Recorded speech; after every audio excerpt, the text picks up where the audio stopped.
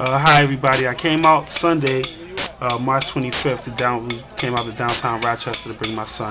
We heard about the Trayvon Martin protest, and we wanted to see how go down there so we could be involved.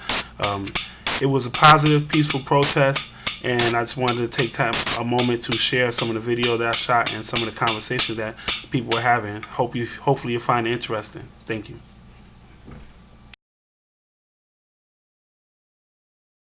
We actually care, like the way we reward people is how much we value them. So I think that it preserves like biases. So for example, like if I don't like you because of the color of your skin, then I'm not going to hire you. Or you don't be wrong.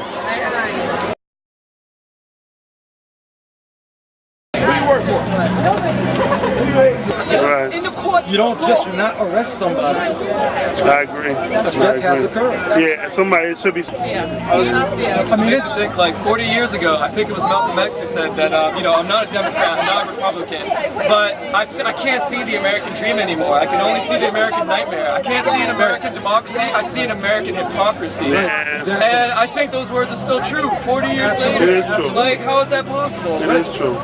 Right. Do you have to apply? You have to apply to protest your First Amendment right. You have to apply. You have to get a permit. You have to get a permit To speak your. In addition to that? Yeah, that's real talk. Real talk. That's real talk. Yeah, that's real talk. In addition to that? Real talk. That's real talk. That's my son right here. All right, you already know. And I'm glad all our young people is here. You know what I'm saying? Anything happens, that's how people get trampled. You know what I'm saying? I think that it's everybody, like if you're poor, it's your fault. It's your fault. Yeah, and I'm like I just deliberately didn't want to get up today and go to work. You're going to have cracks in the system because you're dealing with human beings. However, the bottom line is that each one of us should have an equal opportunity. I know. That's the democracy that I'm trying to say. Where is it? It's not here because the thing is, I think to participate as an equal citizen, you have to have the ability to understand. Like you have to be knowledgeable. You have to have the capacity to be a citizen. You have to have education. You have to have right to life. Same Thanks. So I thought I should come here and give whatever support I could. Oh, good for you. And thanks. Yeah. And I think in Toronto, like there is what you said, there is ethnic commingling. I go in downtown Toronto, half the city are immigrants, like half of it, literally. Yeah.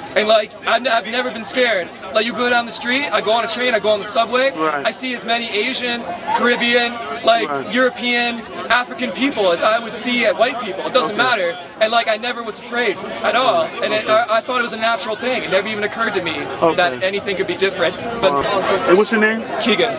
Keegan? Yeah. And Keegan's from Canada? Yeah. From where you from in Canada? So I've lived the last 8 years in the Toronto area. Oh, okay. Yeah, so it's not too far from here, only like 3 hours. Yeah, we're neighbors. Yeah, so you asked me about what motivated me to come down here today, and I wanted to say that, I lost my voice from I bet.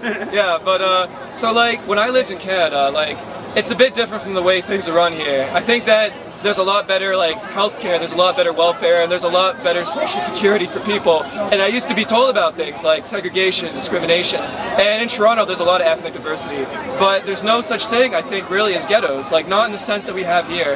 And when I moved here from Canada, I could see for the first time that there actually was systemic racism. Yeah. Oh, and it was fucked up. I mean, I came here and people are like, Keegan, you can't go on this side of the street, in town, because that's where all the black people are. And you know what's gonna happen to you? You're gonna get stabbed. Honestly. Okay. That's what they told me. And I was like, sorry, I was no, it's okay. I was like,